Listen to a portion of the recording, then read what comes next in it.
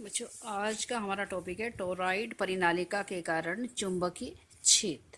तो सबसे पहले टोरॉइड आपका क्या होता है? किसी परिनालिका को वृत्ताकार आकृति में मोड़ देने पर इसे टोरॉइड कहते हैं। फर्स्टली आप क्या लिखोगे? किसी परिनालिका को वृत्ताकार आकृति में मोड़ देने पर इसे टोरॉइड कहते हैं।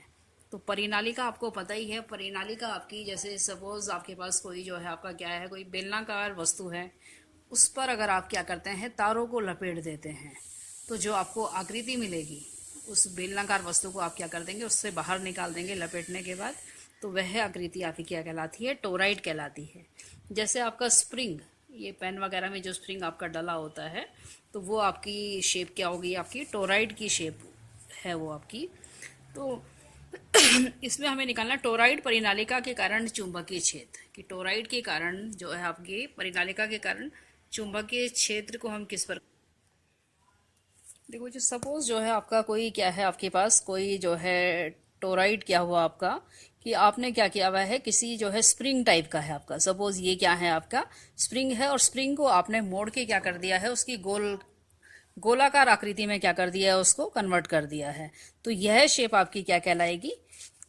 जो है टोराइड कहलाएगी। आपको इसको बनाने की आवश्यकता नहीं है, आप ये वाला डायग्राम इसमें बनाओगे।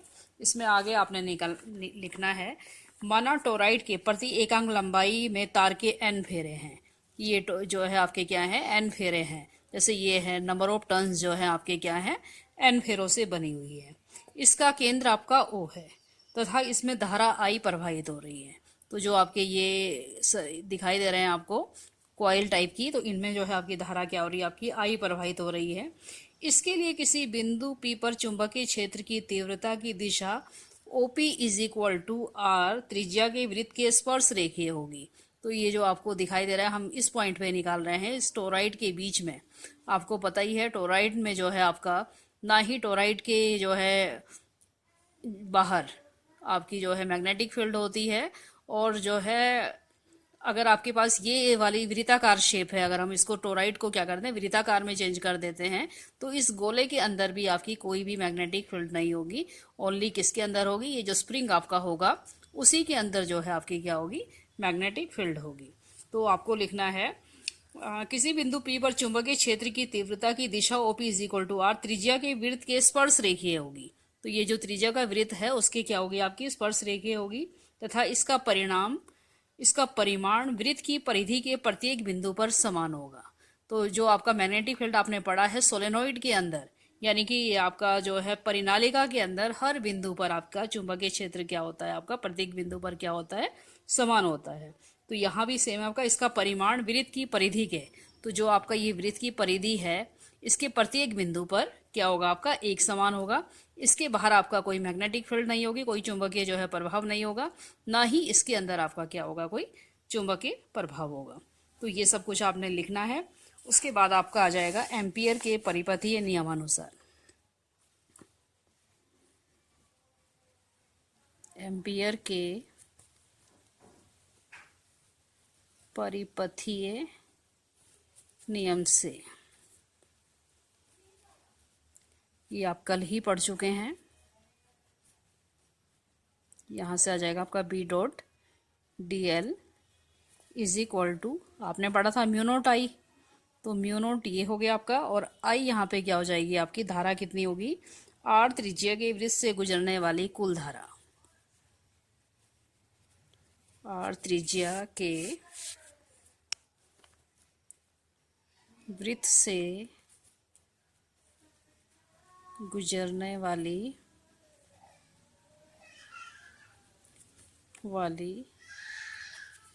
कुल धारा। अब कितनी धारा इसमें से आपके पास होगी, mu not is equal to तार के फेरों की कुल संख्या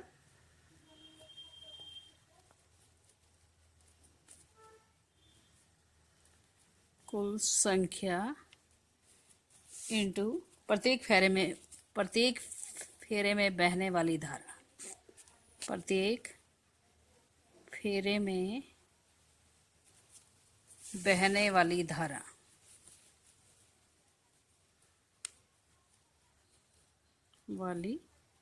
धारा। अब बच्चों कितनी जो है आपकी धारा प्रवाहित होगी इसमें, एल, यहाँ से हो जाएगा आपका B dot D L is equal to mu note.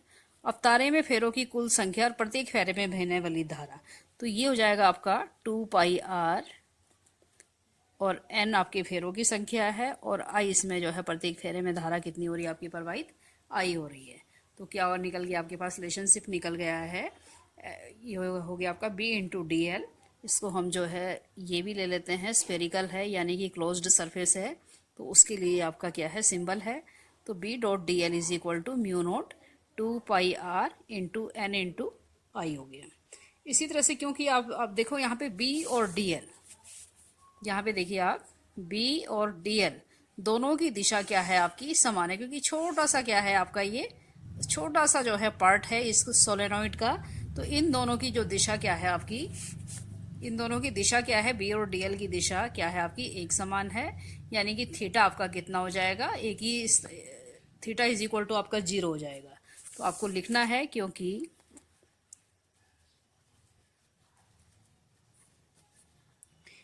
B व डी एल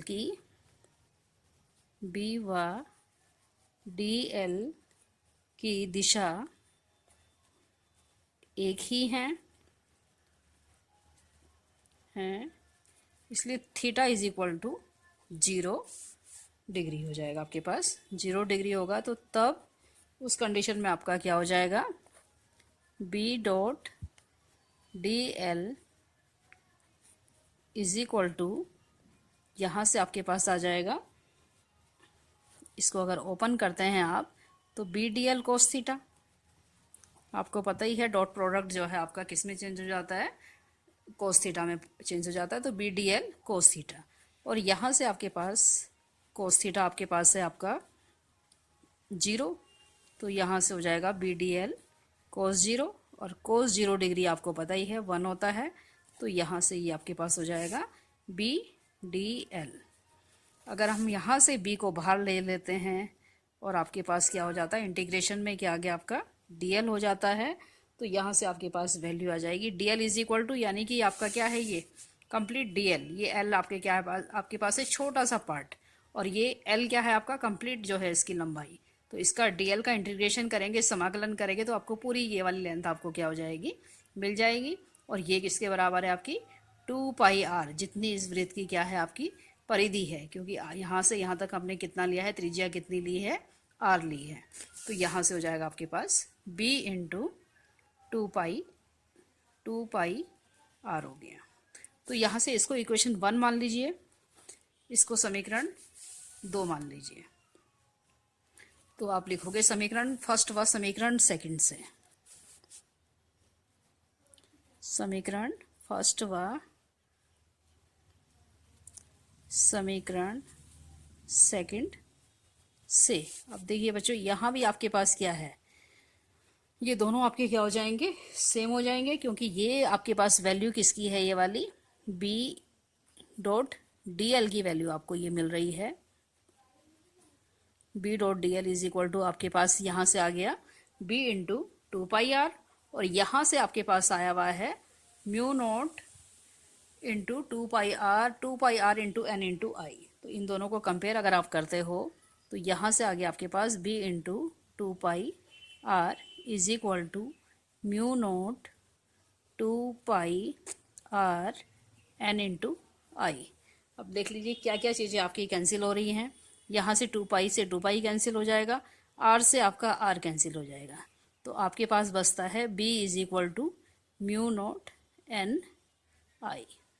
तो ये आपको जो है रिलेशनशिप मिल जाएगा कब, जब जो है आपका हमने किस केस में लिया है, टोराइड परिनालिका के कारण चुंबकीय क्षेत्र की वैल्यू आपको मिलेगी b is equal to mu naught into N I. तो इसी तरह से आपने इसके साथ में ये एक लाइन और इंक्लूड करनी है आपने, टोराइड के बाहर स्थित बिंदुओं Q1 व Q2 से होकर जाने वाली वृत्तों से गुजरने वाली धारा 0 है। तो टोराइड के बाहर, यानी कि टोराइड के बाहर और अंदर दोनों ही लिखोगे आप, टोराइड के बाहर और अंदर बिंदु Q1 व Q2 से होकर जाने वाली वृत्तों से गुजरने वाली धारा 0 है। यहाँ और यहाँ आपकी क्या होगी, जो आपकी धारा गुजरेगी उसकी वैल्यू क्या होगी, आपकी शून्य होगी। क्योंकि आपको पता ही है क्या कहते हैं, बाहर और अंदर क्या होता है, आपका चुंबकीय क्षेत्र आपका नहीं होता है, चुंबकीय शून्य होगी। इस प्रकार टोराइड के कारण चुंबकीय क्षेत्र केवल टोराइड के भीतर ही होता है। तो इसी पॉइंट पे आपका क्या होगा, चुंबकीय क्षेत्र आपका होगा इसमें, बाहर नहीं। और यह टोराइड की त्रिज्या पर निर्भर नहीं करता है, चाहे उसकी त्रिज्या आपकी कुछ भी है, उस पर कुछ भी डिपेंड आपका नहीं करेगा। क्योंकि आपके रिलेशनशिप में कहीं भी B is equal to R की कोई आर नहीं आया है आपका, तो इसलिए ये आर पे त्रिज्या पे डिपेंड नहीं है। ये किस किस चीज़ों पे डिपेंड है, म्यू नोट हो गया आपका एन, फेरों की संख्या और धारा, कि कितनी आपकी धारा जो है प्रवाहित हो रही है बाहर। तो यही बच्चों आपने इसमें क्या करना है, लिखना है।